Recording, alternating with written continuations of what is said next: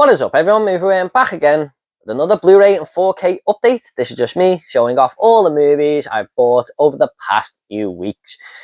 And we've got a nice little stack here. I must admit there's a lot of horror here, so if you're not a horror fan, I do apologise for that.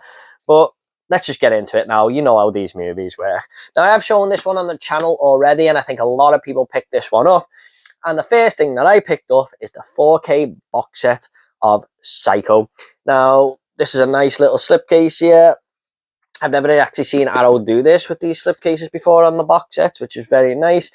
And we've got all these movies, Psycho, Psycho 2, Psycho 3 and Psycho 4 with a nice big booklet, all on 4K, apart from the booklet. Now, I haven't checked these out yet, I just haven't really had time, but I've never actually seen Psycho 3 or 4. And we've never really had them here in the UK on Blu-ray or 4K, so that's another reason I picked this box set up. I did own the first two on Blu-ray, but I just thought it was definitely worth the upgrade, especially for the £55 price tag, which is just amazing for what you get here. And this might actually be my favourite piece of media that I own now, physically. But like I said, I haven't checked the movies out yet. I've heard nothing but great things about the transfers and stuff. But if you want to see me unbox this, I'll leave a link down below in the description. But I am so happy to own this box set now. The first movie is my second overall best horror movie I've ever seen, and the second one is such a treat. You don't think it could be as good as it is, but I'm glad to see that's getting a lot more recognition these days. So that is the Psycho box set from Arrow. Look how thick that is there. I love it. So yeah, that's my first pickup of this video. Next up, I picked up Evil Dead Rise with a nice little slipcover there. Yeah, one of my favourite horror movies of 2023. I just think this is a really strong franchise now, and I really enjoyed this one as well. It takes the cabin theme, really, where characters are stuck in the cabin, and moves it to an apartment block where characters are stuck in this apartment block room. And the mother of this movie, no spoilers really, I don't think it's all in the trailers and stuff. She is the first to turn into one of these demonites, and she's trying to get to her children in this apartment block. Really interesting location shake-up, but it definitely takes all the Evil Dead traits and runs with them. You know, characters with chainsaws here, with the blood on their face. There's demons just, you know, speaking all these sinister phrases and stuff. And the third act totally goes for it with the blood and gore. One of my favourite parts of this movie is when one of the children are looking through the peephole of the door, and the mother's out there, and all things are happening behind the peephole, and there's kind of blood coming on the peephole and stuff like that. I just thought it was a really interesting take on directing. I'd never seen anything really like that before, but that was an interesting take. The makeup design and everything was awesome. I just really enjoyed this one. It's not the best Evil Dead film, but it's definitely somewhere in the middle for me. Just had a really fun time with it. So that is Evil Dead Rise. Next up, I picked up Avatar: The Way of Water, and this is basically meant to be one of the best looking 4Ks. So I grabbed it because I've just picked up a 65-inch OLED 4K TV. And I had a little look at this, and it did look amazing. I haven't watched the full film in it though. But yeah, one of my favourite movies from 2022. I think I had it in my top 20 out of 130 movies I'd seen, so that tells you something. James Cameron is a master director, and it's amazing how he got this up to, I think it's in top 3 of box office hits ever now. It's just amazing the way he'd done that. This follows the family of the first film, and they've got to kind of move location because people are coming after them, and they move to this lovely looking water type town or city, if you like, and it just looked fantastic on the big screen. You know, I watched this in 3D at the cinema, and it was great. And even though it's 3 hours, you're always invested in the story. I do think there are some moments where it could have been maybe cut down a little bit, but you know, I still had a good time for what it was, and it's got a really good third act there. I think they could have maybe went with a better villain than bringing Stephen Lang back. Although he did do a job, I think you could shake it up with the villains going by these films. So I think they could have went with someone else there just to maybe make it a little bit more interesting, because it did have a very familiar feel to the first film. But I do think this is slightly better than the first one. Visually stunning movie, and I'm glad to own it on 4K. That is Avatar: The Way of Water. Next up, we have Event Horizon, and I've heard a lot of praise for this, saying it's one of the forgotten movies of the 90s or one of the underrated movies of the 90s. And I watched this the other night, and I hated this the first time I watched it from the video shop. I didn't quite get it. And it definitely improved upon rewatch for me. However, I don't think it's all that great of a movie. I just think it's okay. And this follows like the similar story to Alien, where they have to go and find out what's happened to this ship that went missing 7 years ago called the Avalon Rise. And this team is led by Lawrence Fishburne, and they've got Sam Neill on board, who kind of knows the ins and outs of everything and this ship. And they get a little team together and they go and try and find this Avalon Rise, and because they've heard the distress call or whatever. And when they get there, they realise there is something very sinister about this ship and what happens to the crew. And it kind of goes in all these crazy directions. And that was definitely where the movie picked up for me, but I didn't absolutely love it, unfortunately. I think it tries to be Aliens a little bit with the characters. I mean, there's one guy who's trying to be Bill Paxton in this movie. You can just tell a mile off. And we've got Lawrence Fishburne, who's kind of act like the leader sort of guy from Aliens and stuff like that. And we've got Sam Neill, who's kind of like the bear character.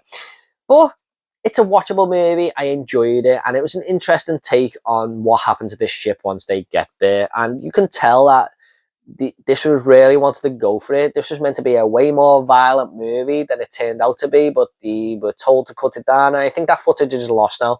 But you can tell in these little edited segments that they were really going to go for it. But overall, glad to have finally seen it now and own it in 4K. It looked quite good, so that is Event Horizon. Now, next up, we had a 3 for 30 4K offer in HMV, so I decided to pick up 6 movies, and the first one of them was Nope. Now, I gotta be honest, I thought this was a very disappointing movie from Jordan Peele. At the cinema, I didn't really like it all that much, but it's one that I really wanted to give another go to since the moment I seen it, because I walked out and thought I didn't quite expect what I got there. I expected totally something different. So I think on rewatch, you may change your mind a little bit when you know where it's going. So I've always wanted to rewatch this film, and I'm glad to have finally got it at this kind of price, because if I don't like it, I haven't paid all that much for it.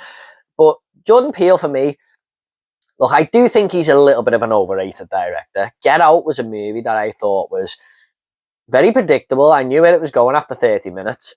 Us was better than Get Out for me. I know that's not everyone's opinion, but I thought it was a really, really good movie, really interesting film. And this was a disappointment. So for me, I think he's kind of overrated.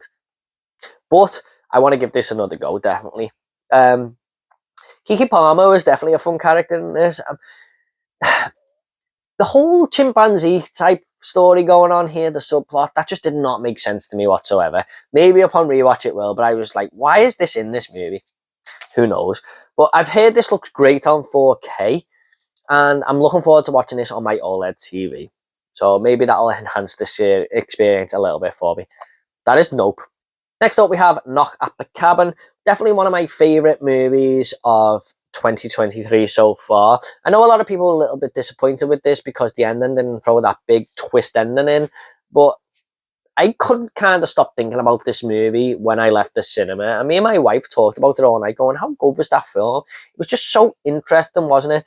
And this is definitely Dave Bautista's best performance as well, where he walks up to this cabin and he says to this family, you've kind of got to pick one of you to die. These two guys, like this gay couple, and they've got an adopted daughter. And he says, you've got to pick one of you to die or the world will end. And they can't pick, they refuse to. And it just goes on from there. Now, what I like about M. Night Shyamalan is that he can really build something up on the outside, and we see it from this little tiny location in this cabin. Now, I don't want to get too much into it in case those haven't seen it, but there's an event happening in the world, and we only stay in this location. And he'd done it with Signs, and he'd done it really well here. I think he tried to incorporate a lot of that atmosphere from Signs and put it into this movie, and it totally worked for me. So, yeah, you kind of with the character, like the couple in this movie, one of them is kind of starting to believe them, and the other one thinks that they're all batshit insane. And you're kind of jumping from shoulder to shoulder thinking, who do you believe here? Do you believe Dave Bautista and all these characters, or are you on the side of one of these couple where they're all just total nut jobs? So I liked that part of the movie where you're carrying on guessing. But yeah, one of my favourite Shyamalan films, I think. You know, I think this is one of the best films of the year. One of my favourite horrors of 2023. So that is Knock at the Cabin. Next up, we have another movie that I was really disappointed in. In fact, I really didn't like it at all, but I picked it up to complete the collection. I'm kind of a completionist. I do plan on watching these movies again sometime next year because we have a new one coming out, and that is The Conjuring, The Devil Made Me Do It. I thought this was going to be really good with the court case and stuff, and that was going to incorporate into a ghost story. And for the most part, it is, but I don't think they utilize it all that much. I think there could have been done a little bit better there. And you can tell James Wan is missing from this movie. He directed the first two, of course, which I'm big fans of. This one, you can tell his presence is gone. Now, Vera Farmiga, I don't really like what they've done with her character in this movie. They kind of make her into a superhero where she can just touch a crime scene and know everything that's going on. That really took me out the film. So, yeah, I just kind of grabbed it to complete the Conjuring collection. I own all the Conjuring universe now. Like I said, I'm going to be revisiting 1, 2, and 3 before the 4th one comes out this year. Maybe I'll rank it over on my horror channel, which I'll leave in the link down below. But yeah, I'm going to give this another go at some point. So that is The Conjuring, The Devil Made Me Do It. Brace yourself, David Gordon Green fans or not David Gordon Green fans, because the next 3 I picked up, we have, you can kind of guess after I show you the first one, Halloween 2018. Now, I'm going to be honest, I am just sick to death of waiting for a Halloween box set to come out. Since the dawn of Blu-rays, I've been waiting for a Halloween box set, and they just will not release it here in the UK. I think I'm going to have to go down the route of, I think it's Scream Factory who've brought them out in the US, and they are region free. I think I'm going to have to start going down that route now. But because I've started to buy them, or if I start buying them, they'll probably announce a big box set just to shit all over me, won't they? I mean, Arrow have just got the Psycho box set, the Chucky box set, the Hellraiser box set. I do wonder what will be next. I really hope it's Halloween, but who knows? On the other hand, though, I do think if they do release a Halloween box set, I don't think they'll include the David Gordon Green trilogy in it, to be honest, or even the Rob Zombie films. But if they do them first 8 movies, I'll still buy the damn thing. So, yeah, a bit of a risk buying this, really. But anyways, I rewatched the entire Halloween franchise last year. And this is a movie I didn't love the first time I watched it at the cinema. I was kind of disappointed. Upon rewatch, I actually think it's probably top 5 Halloween films. I loved the visual quality of this movie, the way David Gordon Green directed this film. Michael Myers is so sinister. And I like how it starts with a little bit of a on-the-road journey, and then we finally get to Haddonfield. Jamie Lee Curtis coming back. I'm not her biggest fan whatsoever, but I liked what they did with the character and turned it into a Sarah Connor type deal. And there's some really cool moments in this movie. Some great death scenes, especially the toilet cubicle scene. Yeah, I thought that was awesome. So yeah, I really enjoyed this movie the second time I watched it. I'm very glad to own it. So that is Halloween 2018. Next up, we have my least favourite from the trilogy, and that is Halloween Kills. Upon rewatch, I enjoyed it a little bit more, but it's still one of my lesser favourite Halloween films. I just hate that guy played by Anthony Michael Hall who says, Tommy Doyle, Evil ends tonight. He grates on me. He brings the film down so much for me, but it's not even because he keeps saying that. It's because of the decisions he makes. They're just awful decisions that gets people in trouble. And it's just basically Michael Myers taking people out left, right, and centre. And that's fine if you want that, but I like a little bit more story in my horror films. I really like when they went back to the 1978 on that fateful Halloween night, and how they done Donald Pleasance with the makeup design and stuff was awesome. I loved how they done that, using a different character. I mean, you would have thought it was Donald Pleasance. I liked when we went back to all that story. That was cool. It's kind of like Halloween, the original Halloween 2, as a side story in this one. Loved all that. But everything else, it was just kind of... there's nothing to it. There's not really any story, in my opinion. And Jamie Lee Curtis definitely takes a backseat for me in this film, which is, for me, personally... I can do with that. I'm just not her biggest fan. I never have been. I'm sorry, Jamie Lee Curtis fans. But Michael Myers, what I will say, is the best part of the movie about how brutal he actually is.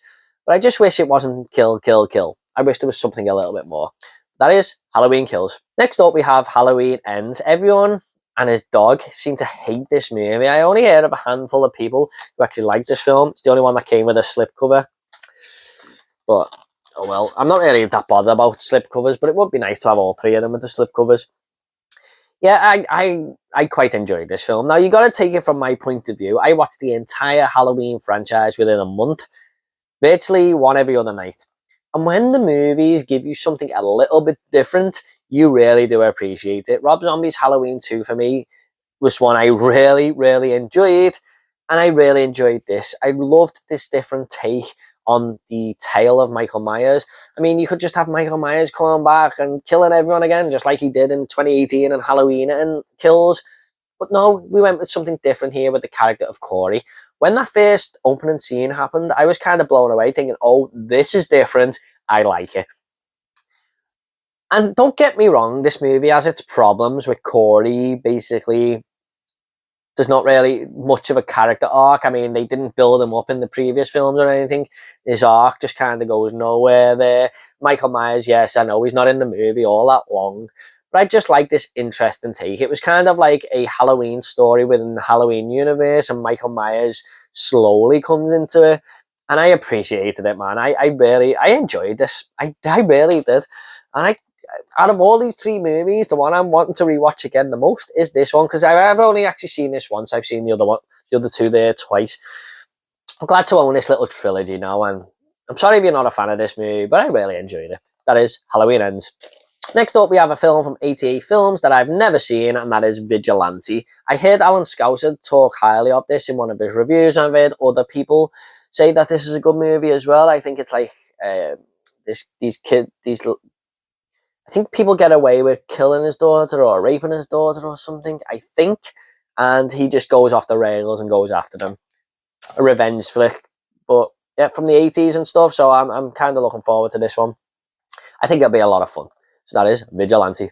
Oh, by the way, I love this little hard box we get here. Very nice. I think you get a poster and stuff in there. I'm just going to open it quickly now. Yes, you get a poster and stuff like that. There's the poster. So yeah, glad to own that one.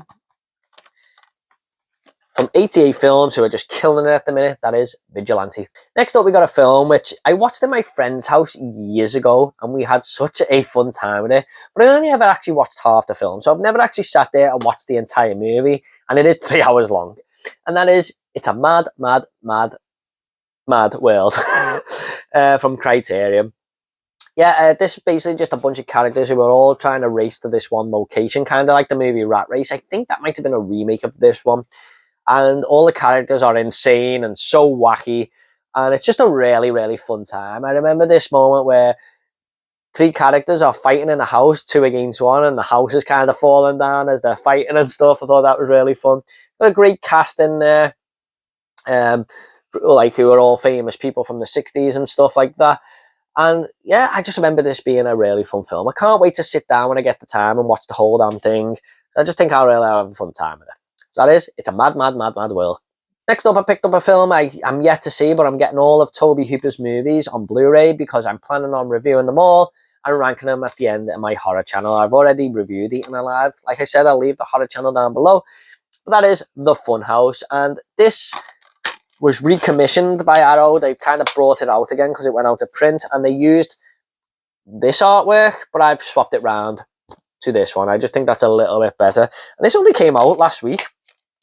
As a recommissioned, it was £25 on Amazon, and then the Arrow sale hit and I got it for a tenner, so glad I waited there. This is one I've wanted to see for a very, very long time. I think these characters get stuck in a carnival funhouse and these carnies are trying to take them out, I think.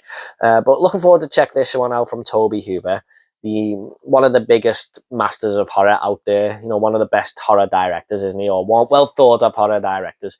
So that is The Funhouse. Next up from New Eureka, we have Night of the Creeps. Andy from Forgotten World of Movies, I heard talk about this one in his top 10 films of, I think this was 1986, was it? This might have been 1986, yeah. In his video, he put this very highly, and it just made me think, I don't even think I've heard of that film. As a huge horror fan, I think I would have heard of it. So I decided to pick it up, and I watched it the other day. And you know what? I had a fun time with it. It's got a very 80s vibe going on. And this basically follows this infection that's happening at the school. Like, these little things are infecting the students and turning them into zombies, really. And it just basically follows these 2 main characters who are trying to put a stop to it. whilst one of them tries to get the girl at the same time. Very 80s vibe, very, very fun movie. And it doesn't say it on this disc, but on Letterboxd it did. I don't know if it'll say it on this. No, it doesn't. This the tagline for this movie was, "Good news, your date's here. The bad news is he's dead." It's not just really made me want to watch it even more. But yeah, I would definitely revisit this movie. A lot more than just the once. I'm very, very finally glad to own it. Very cool 80s vibe with some really fun moments. And the makeup design in this film was awesome. Way better than silly CGI and stuff you see today. That is Night of the Creeps. Next up, I picked up the Troll collection. Now, I've never actually seen the first Troll movie. I mainly picked up this for Troll 2, which is one of the worst movies ever made, but it's so bad it's good. You cannot take your eyes off it. Basically about this family who go to this town called Nilbog. Write it down, look at it, and work out what that word means. I won't give away any spoilers, but Nilbog, just write it down, and if you haven't seen the movie, maybe you can work out what that word means. And when they get to this town, it's just infested with these goblins who are disguised as humans, and they are vegetarian. So they want to turn Joshua's family into plants so they can eat them.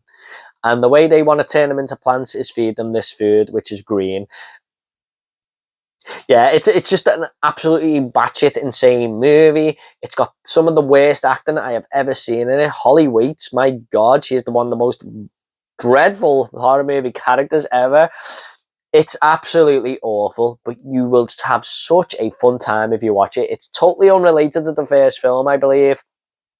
So, by the way, the first movie, I think it's got this kid who's magic in it called Harry Potter.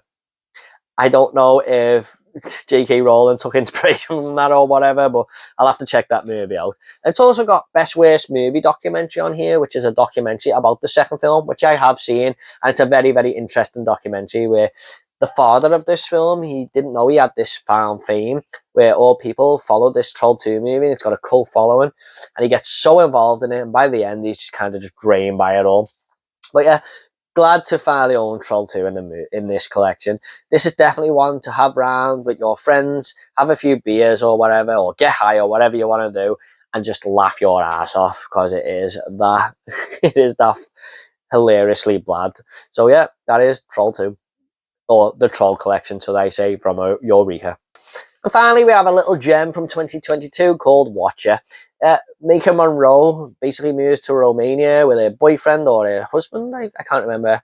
And she feels like in her new apartment, there's a guy over the road watching her. And everywhere she goes, around the shops and stuff, wherever she goes in the city, she feels like this guy is watching her. And it's a very well built up, tense thriller / horror movie.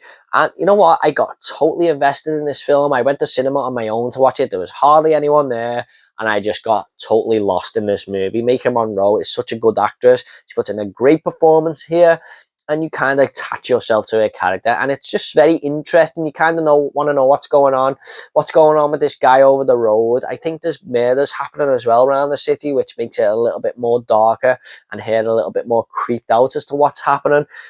And there's a moment in a store where she thinks this guy is following her, and she watches him on CCTV in the store, and it's just really creepy to watch what's happening. But yeah, this was a nice little horror gem from 2022, and I'm very glad to own it in the collection. If you haven't seen it, it's definitely worth a go. Okay guys, hope you all enjoyed that Blu-ray and 4K update. If you want more Blu-ray and 4K updates, they will be down below in the description. What did you think of these movies? Are they good pickups? Are they bad pickups? Let me know what you think. Thanks so much guys. You all take it easy, and I'll see you all on the next video.